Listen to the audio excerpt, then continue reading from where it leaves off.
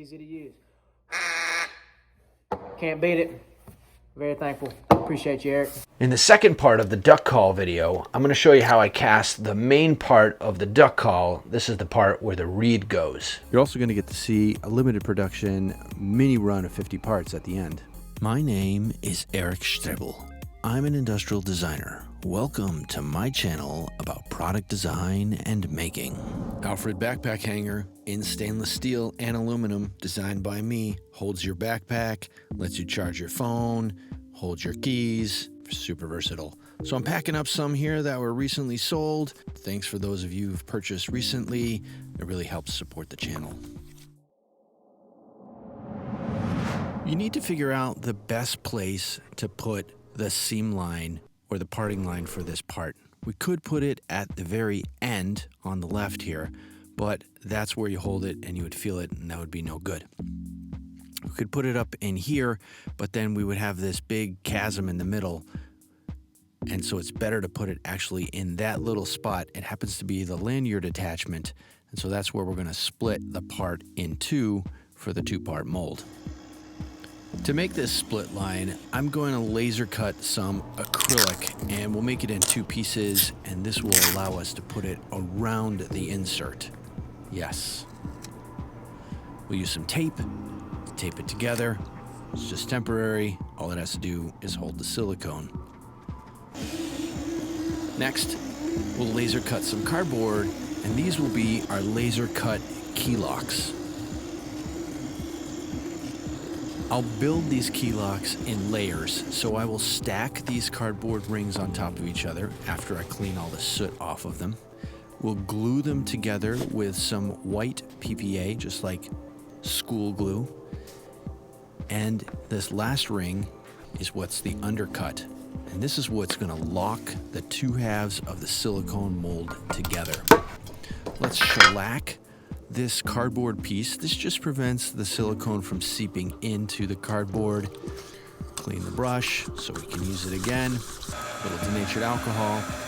Now I need to make a plug that's going to go down the middle of this insert, and I drill a little half round into it as a key so that the two pieces line up. I put a little paste wax on the inside of this 2-inch PVC tube, and then I insert the part down inside there with the key on top of it to stack everything up. This is what it looks like. Now, on the little plug, I'm going to use a little bit of museum wax just to hold the plug in place for when we pour the silicone. And the wax will be just strong enough to hold everything, but I'm going to put a piece of tape on the bottom just to make sure. Now, I'm going to use a little bit of kicker on a brush here, and I'm going to super glue in the pour sprue. That's at the lowest spot on the part, and then at the higher spot, I'm going to put in my vent and super glue that in as well, and that'll hold it in place. Okay, a lot of people always ask, how much silicone do I need? You're going to use some basic math. You're going to the volume of a cylinder here. Height times pi times radius squared gives us 148 cubic centimeters. On a 1-to-1 mixture, it's 75 to 75. You could subtract the volume of the part, but it's not worth it. A little bit extra, you're safe. Basic math, everybody can do it. You all learned it in high school. All right, I'm using some dragon skin silicone because this is what I have on hand. This is a smooth-on product. You'll see later in the video I use the silicone inks for the production ones, but this initial mold, I'm using this Dragon Skin 30 because it's what I got. Into the vacuum tank it goes, and we're going to degas the silicone. This is going to draw all the air out of it that we mixed into it when we were mixing the A and the B, because we want to have a silicone mold that is bubble free, meaning there's no bubbles that touch the actual part that we're casting, so we get a really nice silicone mold that is smooth and true to the original part. Let's remove the silicone from the tank, and we're going to slowly pour it into our mold. One spot, let the silicone flow out. You can see flowing out really nice from the back side, pushing all the bubbles out away from the part, hopefully, and to the top. Additionally, I'm gonna use my vibration table to help float any bubbles that could possibly be in here to the top surface. Now, because this is a little delicate, I'm not actually putting the part on the vibration table, but next to it.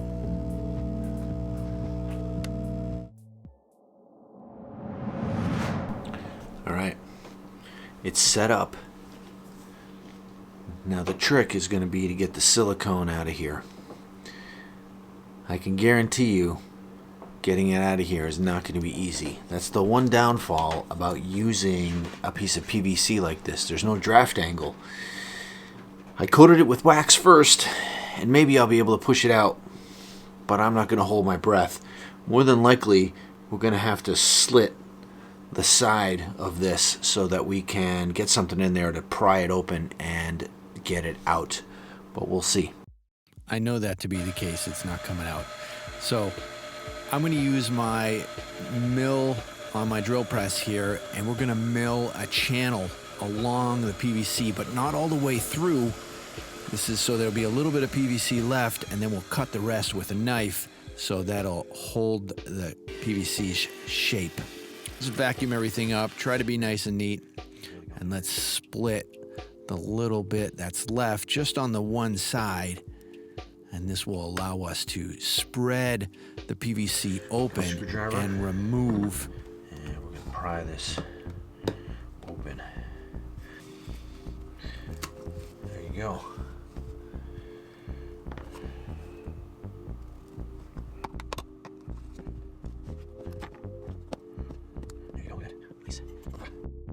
All right, there's the first half of the silicone mold. Some cleanup is required here. You can see a little bit leaked out, not a big deal, and cut that away. Easy to clean. Let's move the acrylic pieces. Those were the seal formed the split line, and now we're... These cardboard rings, they're meant to be destructible. That's the great thing about the cardboard, of course. Comes right out, and you can see the undercut here, and this is where the two halves of the mold will lock, self-lock together. Let's remove the pin out of the middle and clean up whatever excess flash is left.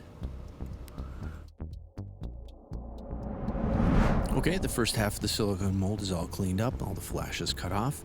Now it's time to put on some release agent to keep the silicone that we're going to pour on top of this from sticking to the first half of the mold.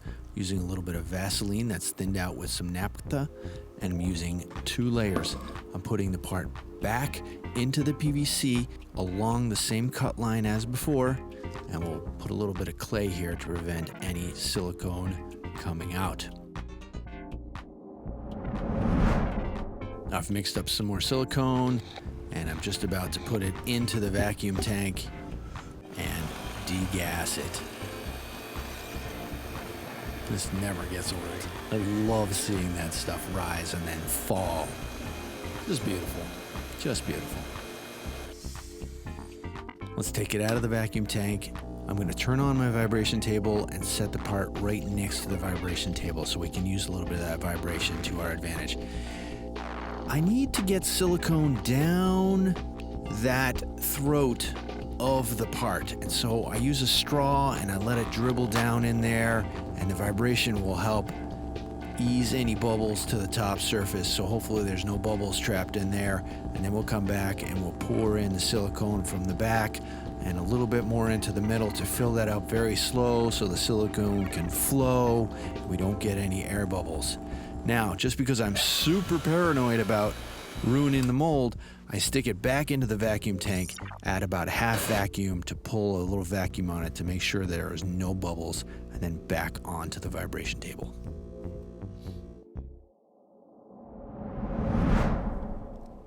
Let's pull the thing out of its PVC sleeve, spread it apart with the screwdriver here, and then it should just slide right out. We'll remove the vent and the pour sprue, and then we'll slowly separate the two halves of the mold. Hope that we have a good mold. Now this is our master, and of course it's much wider at the bottom. At the end of this video, I'm going to show you a little trick about how you remove the production parts from the mold in a much easier fashion than this. This is how the mold goes back together, and you can see that self-locking feature, alignment, key, and everything, and you can just make parts. Okay, let's make some parts. I'm going to use a little bit of urethane stoner mold release here, and it's mainly so the two halves of the silicone mold can go together nice and easy without sticking.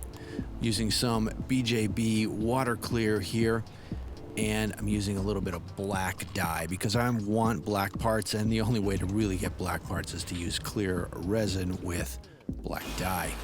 Into the vacuum tank it goes. We're going to degas the material, and then we're going to pour that into our mold. Now, something kind of funny happens here. You see how that's static? The static in the silicone mold is just causing the resin to go everywhere, so I gotta try to scrape it in there. All right, I pour the resin in there and move the stem aside, and then put the top half of the silicone on there, and then draw the resin out with a syringe and inject it into the rest of the mold, and then comes out of the vent and straight into the pressure tank, where the part will cure at 60 psi with a little bit of heat for several hours to give us our part. So this is our first test cast. Okay, so this is why you need these riser tubes. You'll see how much the resin settles or gets compressed from the pressure inside the tank. And so you need these additional risers so that you can actually grip onto the little vent pieces and pull them out of the mold.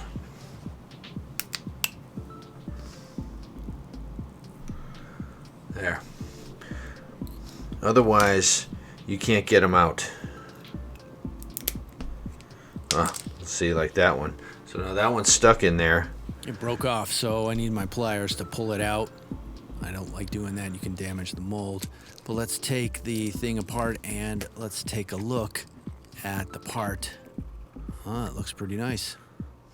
You have to kind of work it out a little bit at a time. Just take your time. The part will come out.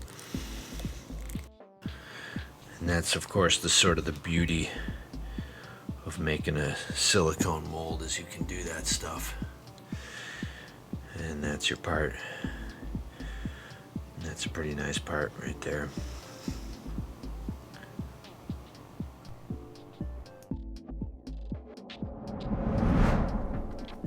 All right, let's check out kind of the production run of this.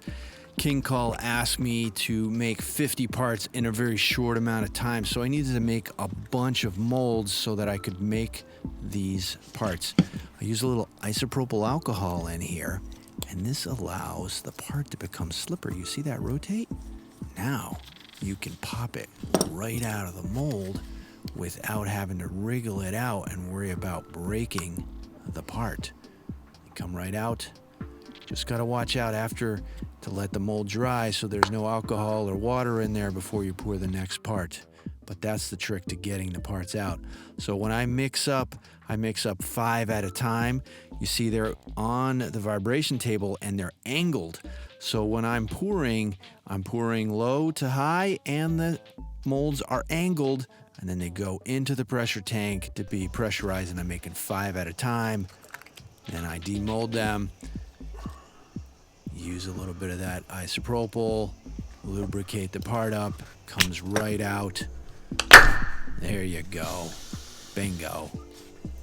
So, as a little PSA, because I get emails almost on a daily basis asking me to help cast parts. This process is time intensive. It takes a lot of labor and a lot of work to make these molds and then to make these parts. So they're not free, it's not cheap. I am certainly not the cheapest resin caster on the planet, but I do good work. If you have some prototypes that need to be made, send me a project overview with your budget and I can take a look.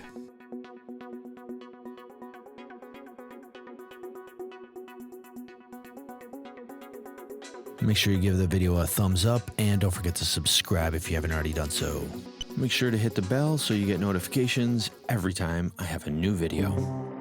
Also, don't forget to follow me on social media. I'm on Facebook, Instagram, and Twitter. Links in the description below and on the channel page. Rock on.